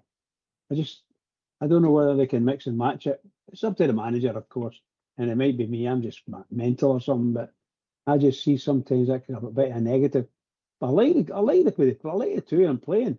I'm a big fan of Raskin, and that boy will grow on me for sure, you know, because he's got a bit of weight behind him, tough in his tackle, and so on and so forth. But and I've seen him having a couple of shots, maybe a bit wild, but at least he's had a couple, you know. Sorry, disappoint you. Comes down to chemistry, Bridge, doesn't it? Obviously, when the more games they play, they'll get a better understanding, and that chemistry will grow, and that's when you really see who works in that engine room well. We don't want to be going back to that two midfielders, so for me, that's two names in the team sheet, and then the third one is up for grabs, really, and that's central midfield role. I'm interested to hear you there and how people see it slightly different. I mean, I think Rothwell's going to become one of our leaders. I think he's going to go by just the way he conducts himself. He looks a no-nonsense individual, yeah, and I think he's going to tell you straight. We've seen glimpses last week. He mops up, gets it, keeps it neat and tidy. He's got a range of passing, yeah, but he's got a job to do, and his job is to protect that back four, left and right, in front of centre halves, and let other people go and play and still get involved. And he'll make Raskin a better player, in my opinion. Robert, yeah? Yep, absolutely. Can I just say, I hope you're right. I really do. And it's maybe as the answer to some of the thoughts we had in the recent past. We just don't have anybody that does that position, and so on and so forth. Because the way the ball was bouncing around in the first half of both the games at Ibrox, the way it was bouncing around in our box, nobody's picking it up. Nobody's able to pick it up. The ball's just going from one player to another. It's kind of a bit frightening. However, I do agree with both of you. I do agree with you. I just hope it works out for us. Then again, we might be selling Raskin. You never know. You never know, mate. Listen, if people do well and people are looking at your players, it means you're getting results and players are playing well, mate. Take it as a compliment. And I've got a simple view. If the price is right and a player wants to go, well, I don't care who you are. If you want to go, it's time to go. Yeah. Simple with that, you know. Agreed. Absolutely. You know, because I don't think it ever works, and you get it wrong. And you only have to look at the immediate past. Kent and Morelos, for instance, and we maybe held on to them too long. I don't think it ended up working then for them as individuals. Because once you take that foot off the gas, you don't always get it back again, and they've never hit the heights. So it doesn't work for them, and it doesn't work for the club. So we'll see where it takes us, and there'll be a lot of speculation, Robert, and other players, particularly if we start getting good results. Comes back down to that word you said earlier on, mate. Momentum. We get results, we get performances, we get the attacking football, the pleasing on the eye, and the players get a boost from that. They play better. As soon as you've got that momentum behind you, you start performing better, and as does the team around you. So when that does happen, you're going to have people interested in you. And as you said, if your price is right, you've got to take the offer, because then you can build the squad. And as I said earlier, if that's the model we want to go down of getting a player development, selling for the right price, we've got to take it when it comes, because as you said, it can go very south after that if it doesn't work out, because then you've got an unhappy player, and that doesn't work for player nor club, as you say. So if the price is right, then you've got to take it.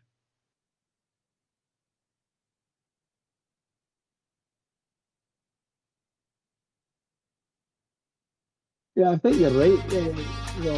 Why don't you give us a call on 0141 356 1972? It's your show, it's your platform. Let's hear from you.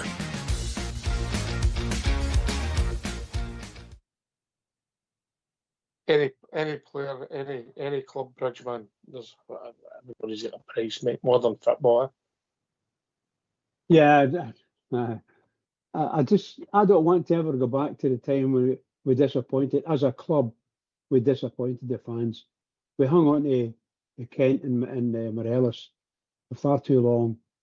As soon as they started being good and playing well, particularly against that mob at the other side of the city, we should have punted them. We should have punted them immediately. You watch them doing it every year. They're looking for £20 million for the first player they sell, and if they can get close to that, they're laughing. And that's all they want. They just to boost their funds. Then they could start transferring and so on and so forth. I just don't believe that we've never really done that. I don't think we've ever been the type of club that's done that.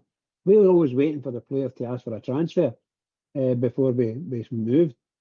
Because did the players ever want to leave Rangers? That's the kind of thing I'm going. But you know, nowadays, no work for many, mate. It's no work for many. I mean, who was successful? Yeah, Van Bronckhorst, arguably one of the most successful players to leave Rangers. Yeah, all the piece. If you look at it, mate, it's. Oh yes, I agree with you. I agree with you. I think there's some. Alex Scott. Would that be fair? Also, went on to win the league with Everton. Did. That's right. Aye, absolutely. Yeah. No, I mean, you think Rangers were such a club. They were a really big club, and they looked after their players, and they were paid well. Nearly every one of them. And ones that didn't think they were paid well, are they going to have problems with them? Yeah, the answer to that would be yes. Because even going back many years, the players didn't come into Rangers and want to leave. They had to have a problem to make them leave. They couldn't get a game, that kind of thing, you know. I don't see that. That's what Scott did. Scott couldn't get in the Rangers team but for Rie Henderson. And eventually, Davy Wilson was injured, and they were playing Willie Henderson on the right and Alex Scott on the left. You know, and then all of a sudden, the injury was over, and Davy Wilson was coming back onto the form again. So they punted Alex Scott, which was wise at that time because he was a quality. Stephen Davis would be another one that's successful after they left us. Yeah. Obviously, Alan McGregor at a certain level. No many who the history, you know, but your hero, mate, wasn't great for Jim, was it? Really, you know? No, and Baxter didn't get the money, or Rangers didn't get the money that they were after for Baxter. They were looking for, I think, over £100,000 for Baxter, and they get 72 or something like that, 75. I think it was 72 actually. And what a player! And he showed once he'd left Rangers what kind of player he can be, particularly when in the international at Wembley.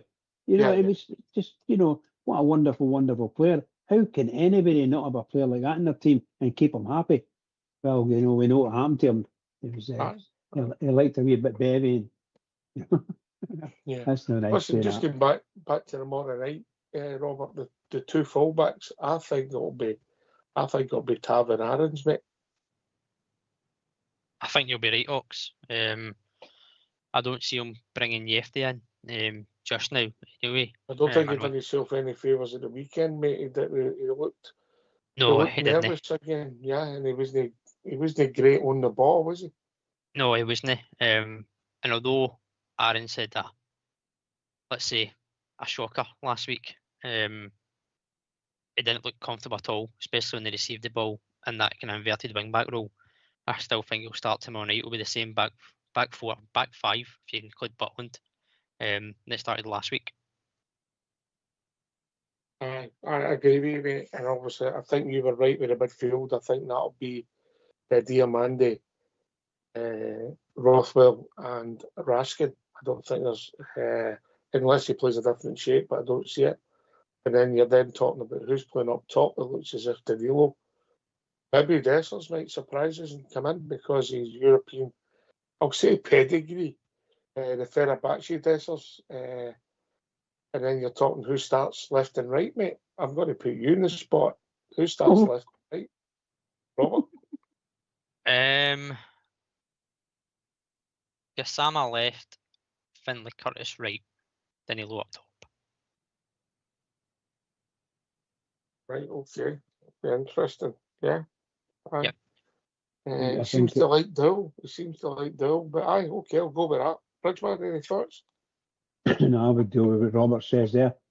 The forward line, just like that. Danilo in the middle, and Finlay Curtis and the Gazman. That's where I see it anyway.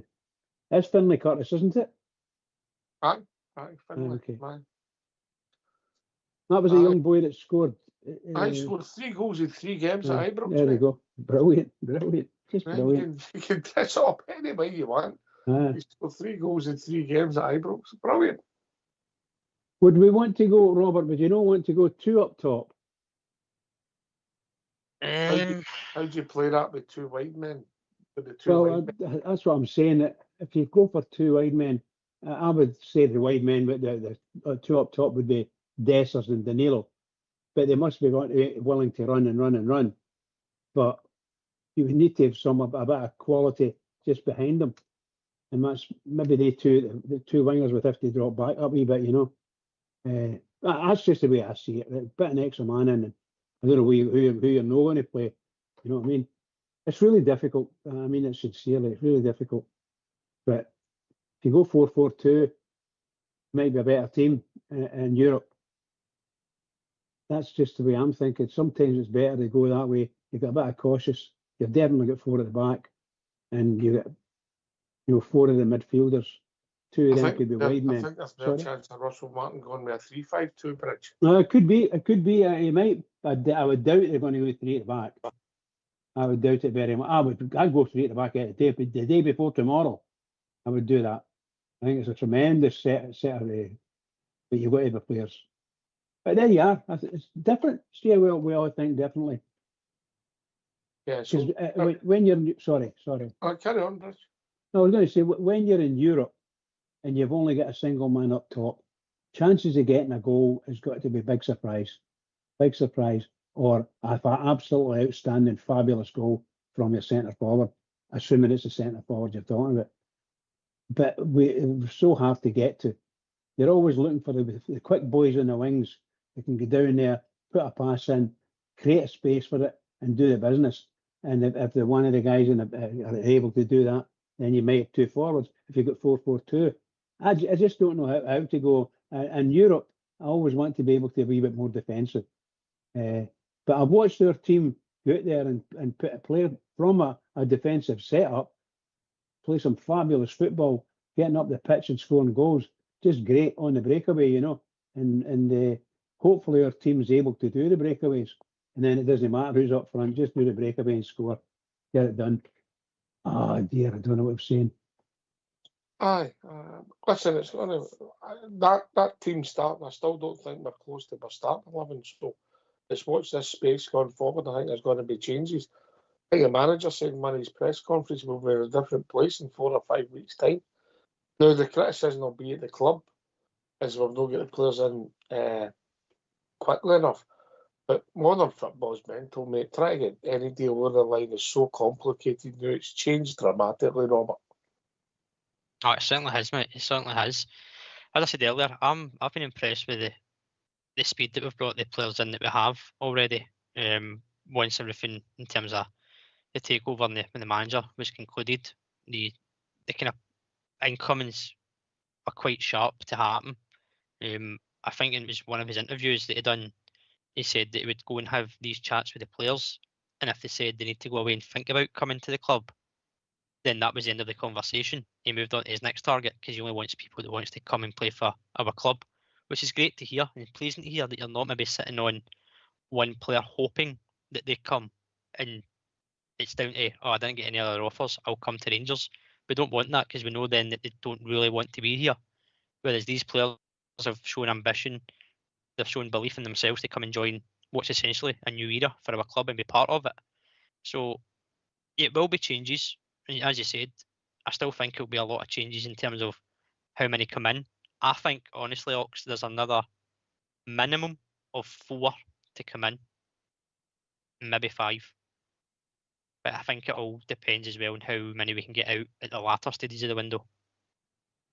I think, I mean, if it's true, the ones that's obviously been mentioned, Proper's gone and Davis is gone. If that turns out to be true, Ben Davis one, and then if Cifuentes is the one that's made the clickbait today, the club are saying they don't want another loan move, and obviously his agents try to get the best deal and to maximise his earnings. So, but they're maybe saying, no, you'll either sit here or you'll need to get a move. It's up to your agent, yeah. So hopefully he can move on for both parties, and then all of a sudden I think then there'll be the other side of that coin, Bridgeman, when people start moving, and if Ross McCausland goes away and Leon King goes away, it frees up spaces, frees up wages to go towards the players we want to bring in.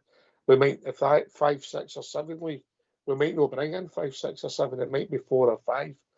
Hopefully there'll be better quality in first team players, Bridge. First players.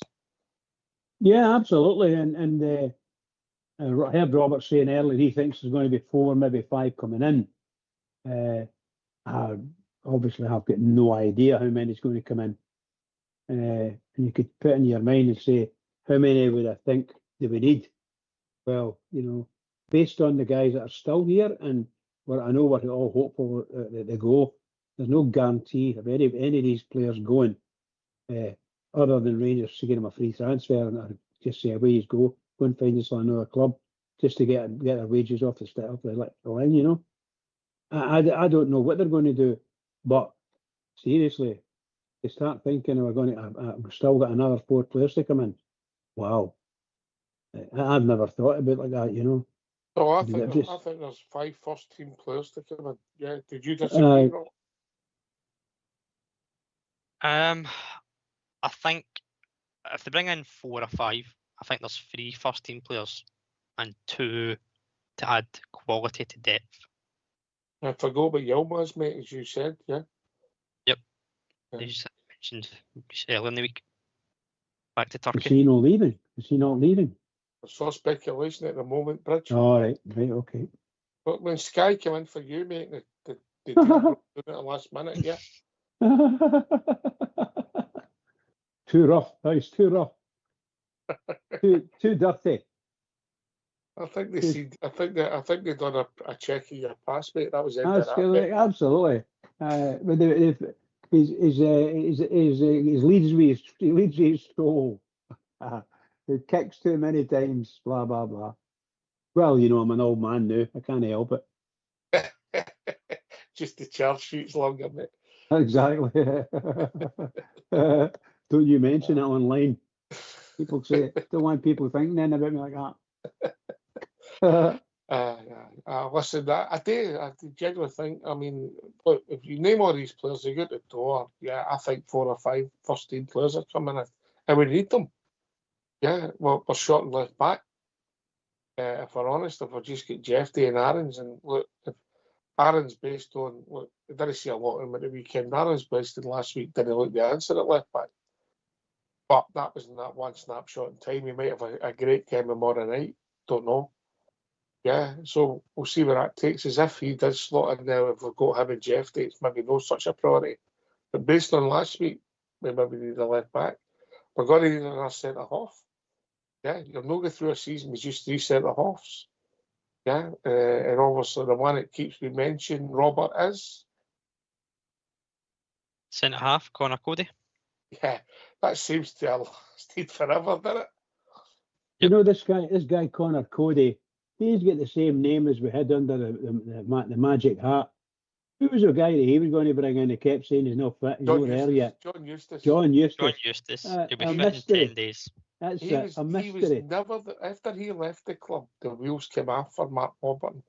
And he's became a reasonably successful manager, Eustace. Exactly. You just don't know what on earth was what Warburton thinking. Saying, well, John Eustace will be here. He's a captain. He's going to come in and do that. What? All right, okay. Never seen him. Never seen him. And that's what this guy you're talking about is from Legion or from Leicester. Is it Leicester? Yes. Cody, Connor Cody. So that might be that. It may be a joke. May just be a standard joke. Well, listen, it might not happen. It's been talked about for that long, yeah. In fact, it's been talked about that long. I think he's due a testimonial when he comes in. What about the one that was doing the rounds yesterday? Just pure speculation. The boy Moore for Tottenham Hotspur. What does that say? Was that Mickey Moore or Bobby Moore? Mikey Moore. Mikey Moore. Mikey Moore. Mikey Moore. Right. He's 17. We don't have any Mikey Moore, mate. We don't have any Mickeys in our team. Carry on, Robert. Oh, brilliant. Well caught up with that one. No, I was just Mikey saying there, Moore. Ox, he's Mikey Moore, he's 17-year-old from Spurs, highly regarded within the Spurs camp. Played a handful of games, actually a lot of games in Europe for them last season, so he's been exposed to a lot of first-team football with Spurs. But is he coming of his own free will, or is he just giving him a loan? Or I mean, it looks as if the speculation proves to be correct, and it's a big if, Bridge, it's a big if. Yeah, it's a 1-year loan deal. right. Yeah. But what I mean is he choosing Rangers? I know Rangers would take him. Again, if the speculation has been proved to be correct, there's a few clubs showing interest, and his desire is to come to us for a year for his development. And it's a big if. That's for the clickbait sites. But what does that say? The clickbait site. What does that say, Robert, to our youths? I think it says a lot, to be honest with you, Ox. I think you automatically, for me, when I first heard it, I drew a comparison to obviously Finlay Curtis, similar position, only a year between them. But I think it's all about the development that they get down south and the exposure they get to the first team. Obviously, Curtis is showing what he can do now, but can he go over a full season? Maybe not. But we'll never know until we give him a chance. But I think it says that more needs to be done. And it's not the first time we've said that about our youth academy, that we need to start producing more quality from the youth academy. But I think when you are linked with a player of similar age in the same position, where we've got a youngster showing what he can do just now, it says a lot towards the youth academy, not to Finlay Curtis as a person or as a player. I just think it's all about the development that Mikey Moore and the exposure he's had to that first team, particularly possibly in Europe as well with Spurs. Right. We'll see, mate. I mean, it's pure speculation, yeah. You know, it's been talked about the last 24 hours. But look, we've talked about that many players, and if you've talked about them all, it's been every day, innit? Different ones, different players, you know. Hundreds coming in, mate. At the moment, I think we've signed 7, so watch your space, yeah? Yeah, absolutely. See if it doesn't work out, and we don't get Mikey, what's his name, Mikey Thomas? Mikey Moore. Mikey Moore. See if we don't get him, I'm going to blame you two. It's pure speculation. It's if, mate, nothing's been. You're standing there with a scarf. I'm building my hopes up. They do. All rumour and speculation. No, because they deal to the finish, mate. How transfers are done, the agents and people involved, mate, and it must be a nightmare because obviously things move all the time. And are you being used to try and get a springboard? Are you being used to try and up somebody's wages? Yeah, you know, I don't know. It's just the game's changed. Are we going to be sitting here in 2 months' time and say that Igamani didn't want to go, or are we going to be saying that we refused a big bid for him? Are we going to be sitting here with Igamani doesn't know what's happening with him? Listen, if the numbers are right, you know, anybody, Igamani will go. you know, and I think we'll just go and that'll be the end of it. If the numbers are right, if nobody matches the numbers, we're not going to be held to ransom at the moment, which is a good thing, Robert. No, you're right, mate. Absolutely. As you said earlier on, every player has their price. We recognise the potential that Iggyman's got. It's probably one thing that Philip Clement famously said was this time last season when he spoke. So it would now be now that Rangers wouldn't be able to afford them. And I think the figures that are going about, he's right. So time will tell. Again, we'll only wait and see. Anyway, we'll be joined by our Smurf. Evening, Smurf. Evening, Ox. Can you hear me fine? We can hear you fine, mate. Fabulous. Who is it? Aye. Good evening, chaps. I've just phoned up. Thought I'd join in. And what it is, I'm a wee bit worried. I'm a wee bit worried about this, looking at this new shape. And, well, there's no new way to play football, don't get me wrong, but there seems to be a disconnect between the midfield and the defence. And where do you base? If you base that on the first half on Saturday, the first half on Tuesday, I couldn't agree more, Smurf. Yeah. And what I'm thinking about is, if you think about Maeda last season, and that with that disconnect we've got, I think that's frightening. I just worry that he's playing with an idea. This guy's not a pragmatist. He's got an ideology. It's almost dogma, and the system will never change, etc., etc. And with that level of inflexibility, playing in the league that we play in, nothing to do with the size of our club, and the level of player we can attract, I just don't think we have the level of player that he can maybe execute that, especially at the elite level in Europe. I think he'll get punished, and I'm. It's I don't want to be doom and gloom. I'm not coming in sort of being a naysayer. It's just, do you know something? I think he's a well-intentioned guy. I think he's a decent human being, right? But I think he's got more integrity than Michael Beale. But there's something just Beale-esque about him. And my concerns on the BLS, my concerns are if we get to a situation where you're saying plan A is not working, we need to do plan A better, and people have worked you out and they just stop you by setting their team up. That's my concern. I think in football management, you need to be flexible.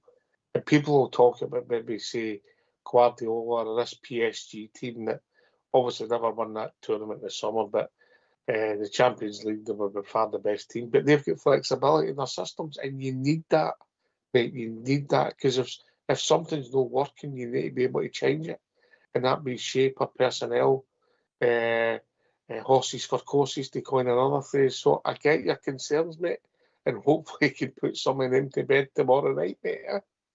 Aye, I mean, do you know something?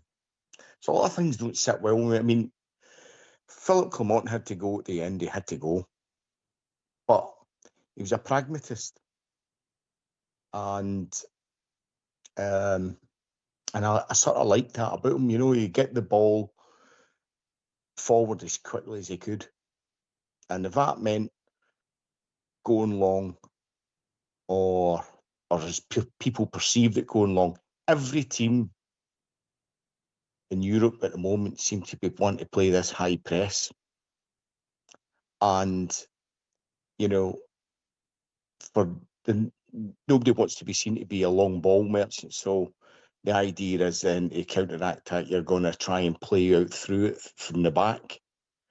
And, a ball through the middle, anybody with any sort of modicum of pace about them could really punish you. And I just think I think that's one of the reasons he signed the centre backs he has got. If you look at the two, we've got Fernandez and get his name right, Robert. Giga. Giga. Right. If you get what they have got, I don't know what kind of players are going to be. Fernandez looks raw. Giga looks more accomplished at the moment. But what they have got, mate, is whether you like it or no, there's no many players domestically that we've seen are going to run away from them through the middle, mate. Because that's what they have got. That's true. That's true. Aye, there's just very much a disconnect from centre back. If you take last Tuesday's first half performance and Saturday's first half performance with different personnels, mate, collectively, it's not very good. And that's me being polite. Would you agree, Bridgman? 100%. 100%. Well, we know they were weak, and I think. Aye. If you take the big picture, we've got minutes in the legs to fringe players. We're 2-0 up in the European tie. Panathinaikos have lost their first game ever in Scotland. Yeah? And we're sitting 2-0 up, which hopefully can get us through. Yeah, it's all about getting through. And if we get through the tie, it doesn't matter about the first half performance last week. Robert? I think it's. I don't disagree with Smurf. That there's some concerns there already. But what I will say is that we've only had one competitive game. That we've seen this new style, this new. For me, what I picked up Smurf last week was the inverted wing back role. I didn't like the look of it. Aaron's in particular didn't look comfortable. And I said to Ox after the game on the show, if we'll do that again against a different opposition, we'll find out tomorrow night. We'll find out on Saturday against Motherwell.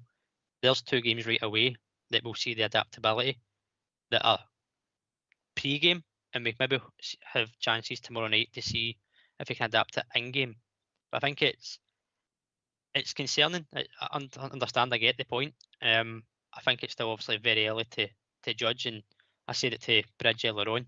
The more games we play, the more team chemistry will come, and understanding of being in the right position.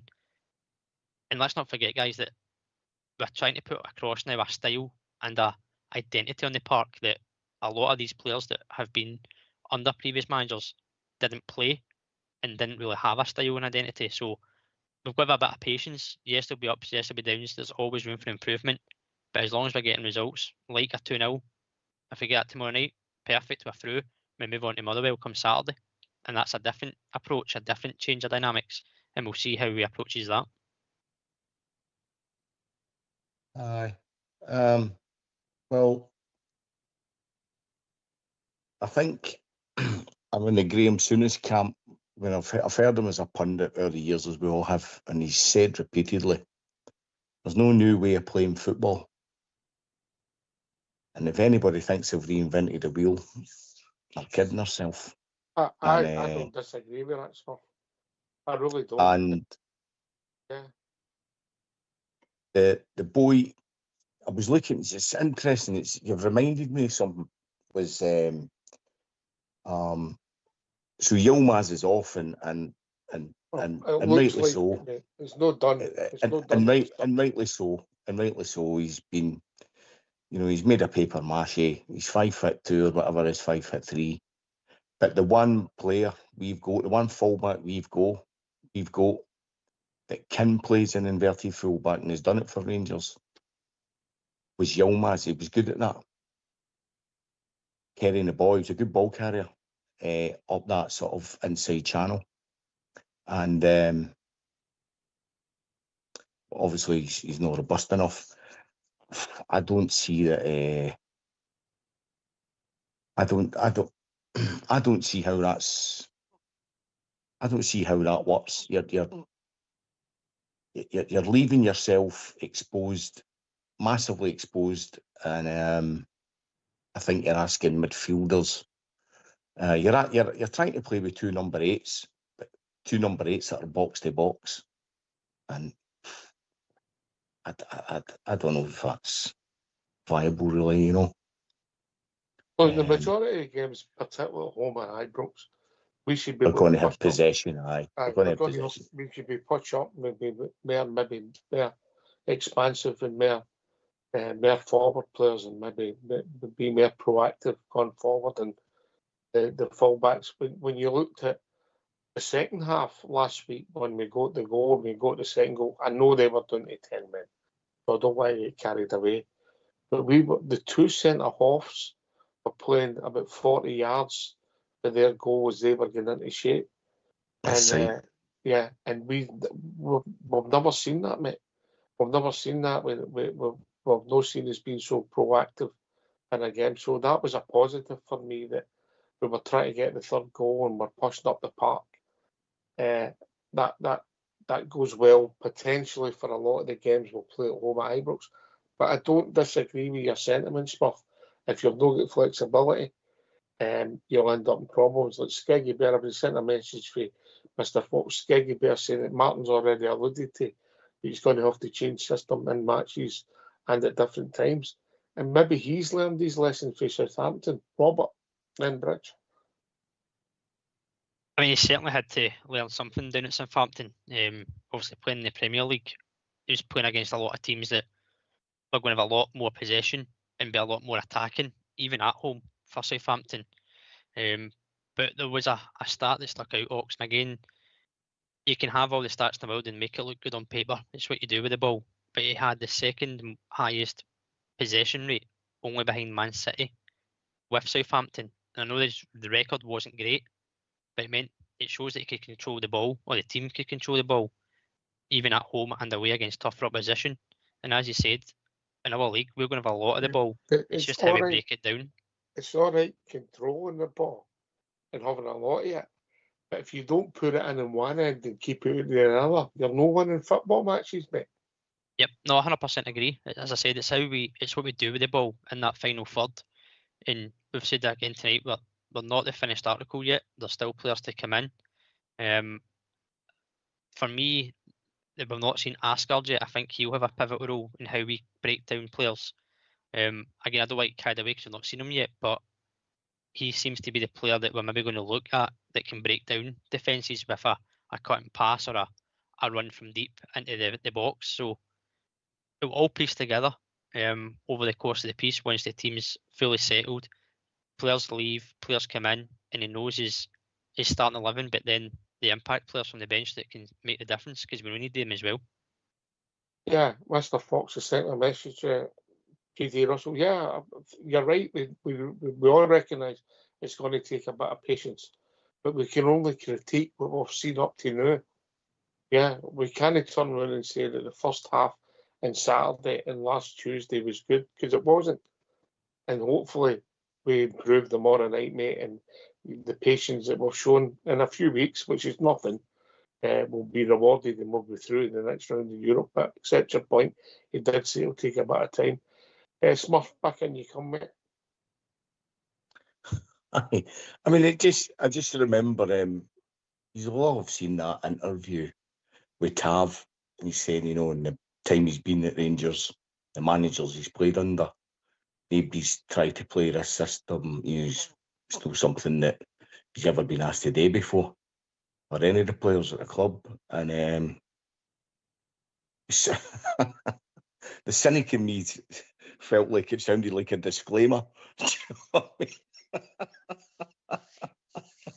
But yeah, I don't know. We'll see how it goes. That's all we can do. And onwards and upwards. I just feel there's a big gap, a big hole to be exploited between the defence and the midfield. That's when Rothwell becomes so pivotal.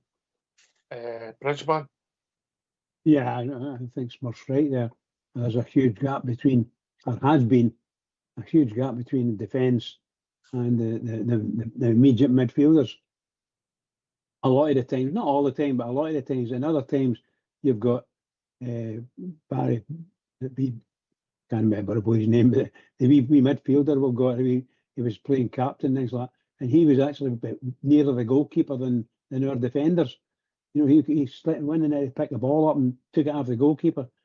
And there's some crazy things for me that were happening. we're allowing the teams to press us, and we're trying to play out from goal through a goalkeeper, and we can't find. And I have to say this: we can't find our own players, and when the ball breaks and we get the ball, we run with 35, 40 yards with it, and it looks great. You've got 3 players to pass to, and we can't find one of them. The ball trundles away somewhere. It's so frustrating. There's no change in that. For the last few years, have been like that. Hopefully, this manager is going to pick the teams, the players that can actually hold the ball. And we've seen with the boy Gazman and the wee boy Curtis, they can hold the ball and they can come in. Although I thought Cherny was very good at holding the ball and coming in, creating some exciting movements, But it needs to be done. They all need to do it. All of them. We need to hold the ball, or we need to try and get up there, and we need to be able to pass the ball. Find a player. Don't pass it. And you can see, you look and see for the other players running about them. If there's players running about them, don't try and pass it to them. Go long. Exactly. Or hold it. Go long. If you're under pressure and the guy in front of you can't, what they used to call that, a hospital pass, yeah.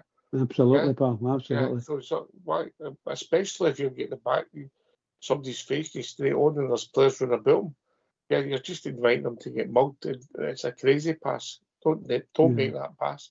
Anyway, but that's a whole other debate. Listen, Smurf, last word for your good self, mate. Aye, onwards and upwards. We'll see what tomorrow brings. And thanks for taking my call, and hopefully chat to you tomorrow, lads. Good night. Good to hear from you, mate. Good to hear from you. Good to hear from you, pal. Just to remind everybody, it's 7 o'clock kick-off tomorrow night. That might interfere with your pudding bridge. It may do. Yes. What is it, the Wednesday? Is it apple pie and cream, is it? Apple pie and a wee doddle of cream, yeah. Yeah, always the Wednesdays. A man, a creature of habit. But never on a Sunday. Last word for you, Robert. Cheers for having me on tonight, mate. Good to be with yourself and Bridgeman, of course. Looking forward to the game tomorrow night. I'll take another 2-0 victory and get us through to the next round. Oh, aye. I'll take that all day long, mate. All day long. Listen, good to hear from you. Bridgeman. What can I say? Smashing night tonight, Oxford, really good. And of course, young Robert's carried me through it.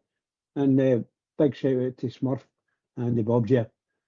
Can I just say to all the Rangers fans that are listening in all over the world, this tomorrow night, biggest game of the season and virtually any season we've had. Massive, massive game.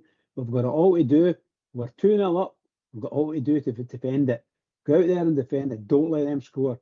If you let them score, then they've got pressure going to build big style. So get there and do what you can. I'm taking a 1-0. I'm going for a 1-0 for the Rangers, and let's see what we can do. Hopefully it's more, but I'm hoping for a 1-0 and come back, and that gets us into the next round, and let's go ahead and do it. Keep it going for the Rangers, everybody. Keep it going. Listen, thanks to Bobja. Great to hear from Bobja. And of course, Smurf, who joined us there near the end. Good to hear from your Smurf as well. Thanks to Bridgeman and young Robert for doing the show. Pleasure to join the two gentlemen this evening. Thanks to Fox and Old School Blue for doing the technicals, even though one of them is severely injured in my hand drop. Yeah. I'm sure he'll give us a thumbs up, mate. Don't worry. No, he can't give us a thumbs up. He might give us a finger. Separate the thumb and the finger. He might give us a finger. Oh, he can't do that neither, Robert. Oh, dear. Listen, thanks to Fox for working through in difficult circumstances. Thanks to everybody for listening. We'll be back tomorrow night after the match, because it's an early kick-off. We'll be back after the match, 15 minutes after the final whistle, celebrating the Rangers victory. Come on, the Rangers. Time for us all to get behind the team. Take it away, Old School Boy.